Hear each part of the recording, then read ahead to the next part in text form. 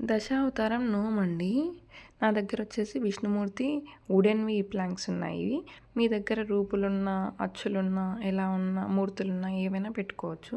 First వచ్చేసి మత్స్యావతారం. దీనికి మనం 13 పసుపు కొమ్మలు పెట్టుకోవాలి. నెక్స్ట్ వచ్చేసి కూర్మ అవతారం. 13 ద్రాక్షలు పెట్టుకోవాలి. నెక్స్ట్ వచ్చేసి వరాహ అవతారం. 13 తులసి దళాలు పెట్టుకోవాలి. నెక్స్ట్ నరసింహ అవతారానికి 13 బంతి పూలు పెట్టుకోవాలి.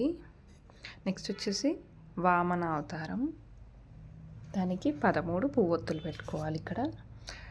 నెక్స్ట్ పరశురాముని అవతారం. 13 గంధం బిళ్ళలు పెట్టుకోవాలి.